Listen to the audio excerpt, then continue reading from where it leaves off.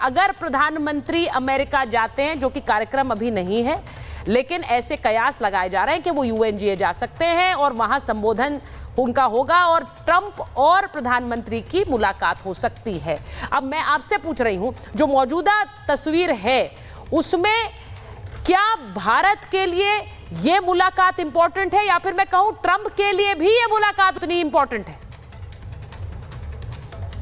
देखिए, निश्चित तौर पे अमेरिका हो चाहे भारत हो या विश्व की कोई भी देश एक दूसरे को कभी हल्के में नहीं लेता है, और हर देश चाहता है कि उसके परस्पर संबंध सौहार्दपूर्ण बने रहे। और निश्चित तौर पे अपने अपने देश का देश हित सब चाहता है। ट्रंप ने टैरिफ लगाया, हम पे टैरिफ लगाया, वो अपने देश हित की बात करते हैं। हम अपने देश हित की बात करते हुए कहते हैं कि हम अपने देश हितों का पूरा ख्याल रखेंगे, हम कृषि क्षेत्र में किसी को घुसने नहीं देंगे, और कहां से भरपाई हो सकती है इसकी भी हम चिंता करेंगे। कूटनीति में रेटोरिक्स का कोई मतलब, रेटोरिक्स एब्स्ट्रैक्ट का कोई मतलब नहीं होता। दूसरी बात, अमेरिका हमारा रणनीतिक साझेदार है, इसमें कोई शक नहीं है। 1 तारीख से हम जॉइंट मिलिट्री एक्सरसाइजेज शुरू करने जा रहे हैं अलास्का में। और प्रधानमंत्री अगर यूएनजीए में अमेरिका जाते हैं और वहां पे राष्ट्रपति से मुलाकात होती है तो कोई नई बात, अचरज नहीं होनी चाहिए।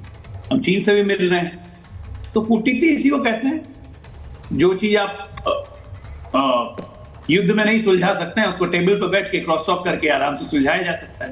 नहीं अजय जी देखिए, सवाल मैंने इसलिए पूछा है क्योंकि मौजूदा समय में आज पाकिस्तान की तरफ से 2 दिन में चौथा बयान आ गया, जिसमें वो ये कह रहे हैं कि आप युद्ध छेड़ने की धमकी दे रहे हैं, जिसमें वो ये बार बार कहते हैं, चाहे वो ख्वाजा आसिफ हो, बिलावल भुट्टो हो, पहले उनके वो फील्ड मार्शल हो और अब उनके प्रधानमंत्री। तो ये सारे बयान बहुत से लोगों का मानना है और देश के विपक्ष का भी मानना है कि ये ट्रंप के दम पर है। हम क्या कर रहे हैं अजय जी? देखिए, ऐसा है कि पाकिस्तान की बयानों का सबसे ज्यादा नोटिस इस देश में विपक्षी लेता है, मीडिया तक नहीं लेता है, लेकिन पाकिस्तान के बयान का विपक्ष सबसे ज्यादा नोटिस लेता है। उसको लगता है कि मुंह से सोने झल रहे हैं पाकिस्तान के। आज की तारीख में पूरे अमेरिका में, रिपब्लिकन हो चाहे डेमोक्रेट हो, वहां पे सबसे ज्यादा इसी बात का शोर है कि अमेरिका की धरती का इस्तेमाल करके पाकिस्तान ने परमाणु बम की धमकी दी है। साथ में कहा कि हम तो जाएंगे, अपने साथ आधी दुनिया को ले जाएंगे। यस, बिल्कुल। ये चिंता का विषय पाकिस्तान के लिए, ये चिंता का विषय अमेरिका के लिए, हमारे लिए नहीं है। हमने तो क्या किया, हमने दिखा दिया 22 घंटे के युद्ध में कि हम क्या कर सकते हैं। जब घुटनों पे आके गिड़गिड़ाता हुआ पाकिस्तान बोला प्रधानमंत्री के शब्दों में, और मत मारो, बहुत हो गया, अब बर्दाश्त नहीं होता, छोड़ दो। प्रधानमंत्री के शब्दों में, फ्लोर ऑफ द लोकसभा, हंसिए मत चाइनीज। मैं जान रहा हूं आपकी हंसी किस लिए छूट रही है। आपको दिक्कत होती है ना कि जब पाकिस्तान कुछ बोलता है तो पाकिस्तान के खिलाफ ये देश पानी रोकता है, तब आपको दिक्कत होने लगती है कि प्यासे आप मर रहे हैं। अकेला आदमी, अकेला पार्टी जो पार्लियामेंट में खड़े होकर बोला कि पाकिस्तान का पानी नहीं रोकना चाहिए, ये कम्युनिस्ट ना, बेशर्मों की फौज है ये लोग। और मैंने इसलिए कहा कि पाकिस्तान को नोटिस ज्यादा ये लोग लेते हैं, हम लोग नहीं लेते हैं। हमारे लिए Pakistan as good as nothing है। न्यूक्लियर नेशन है, न्यूक्लियर की ब्लैकमेलिंग हम पे नहीं चलेगी, हम स्पष्ट कर चुके हैं। अगर न्यूक्लियर करने की कोशिश की, हमारा तो एक आध हिस्सा जाएगा, आपका वजूद नक्शे से मिट जाएगा, ये आप जानते हैं बहुत अच्छी तरीके से। और इसलिए ये हरकत आप नहीं करेंगे तो बेकार ही न्यूक्लियर। काम की बात करना है तो काम की बात कीजिए। हमने काम की बात करके दिखा दी कि पानी और खून एक साथ नहीं बहेगा। मरो भूखे, अब मरो प्यासे। सही बात है। अब आपने जो बात कही है विवेक जी, मुझे विवेक जी की आवाज क्यों नहीं आ रही है? विवेक जी देखिए, मुझे तो ऐसा लगा कि बहुत गंभीर बात कह रहे थे अजय आलोक जी, लेकिन आप मुस्कुरा रहे थे। अब आप बताइए कि ये जो गीदड़ भपकियां, इनको बहुत सीरियसली ले रहे हैं आप? नहीं, देखिए, आप सुनिए, मैं क्यों मुस्कुरा रहा था। पूरा का पूरा जितने भी व्यूअर्स हैं, अगर उन्होंने सुना है अजय आलोक को, nothing factual, only rhetoric, only emotions, only नारा, हम ये कर देंगे, हम वो कर देंगे, वो ऐसे हैं लेकिन हम ऐसे हैं तो ऐसा हो गया।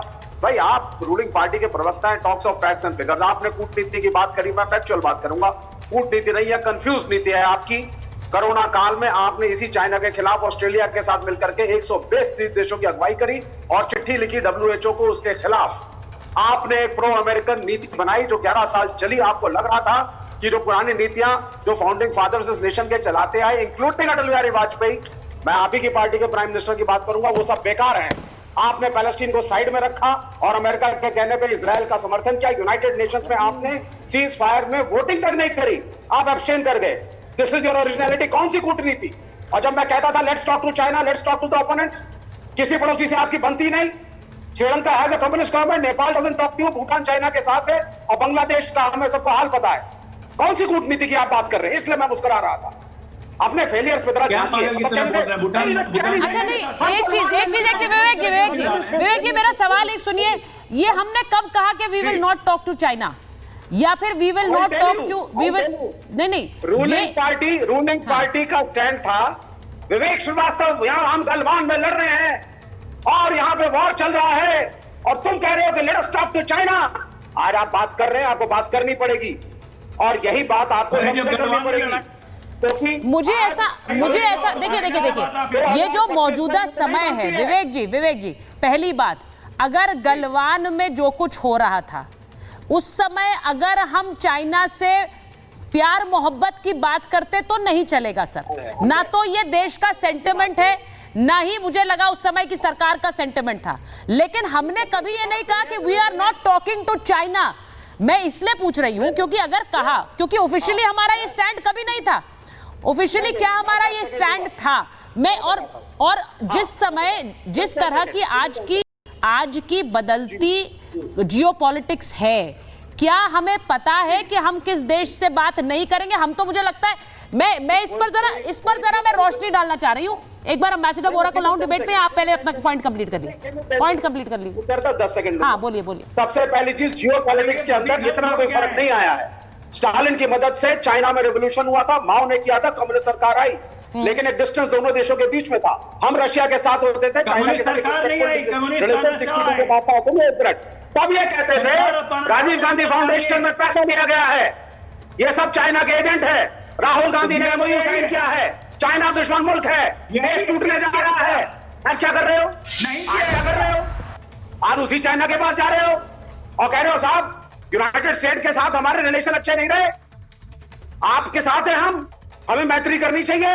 अब देश नहीं टूट रहा, अब राहुल गांधी विलन नहीं है, अब राजीव गांधी फाउंडेशन में पैसा नहीं आया, अब सोनिया गांधी, विवेक श्रीवास्तव, हम लोग चाइनीज एजेंट नहीं है, अब सब बदल गया, अब सब देशद्रोही नहीं है हम, अब ये दूध के धुले हो गए। ये डबल स्टैंडर्ड और फेल्ड फॉरेन पॉलिसी जो इनकी है, उस पे इनको जो है इंट्रोस्पेक्शन करना चाहिए। Please do some introspection on your foreign policy, it is a big failure. अच्छा, विवेक जी मैं आज इस पर जरा पहले रोशनी डालना चाह रही हूँ कि 2 दिन में 4 बयान आए हैं।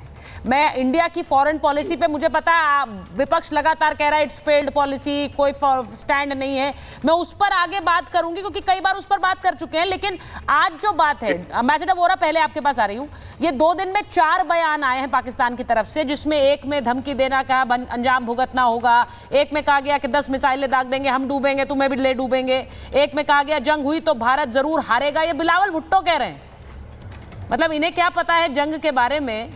बिलावल भुट्टो भारत को बता रहे हैं कि भारत हार जाएगा, और ख्वाजा आसिफ मुनीर और शहबाज शरीफ आज क्या कह रहे हैं? इनको ऐसा सबक सिखाएंगे कि कान पकड़ना पड़ेगा। ये बयान अचानक से क्यों आ रहे हैं? इस पर चर्चा हो रही है। क्या ये अमेरिका की शह पर है? क्या ये ISI की स्क्रिप्ट है? ये क्यों हो रहा है? क्योंकि इससे फिर हम सवाल उठते हैं कि भारत इसे काउंटर कैसे करे।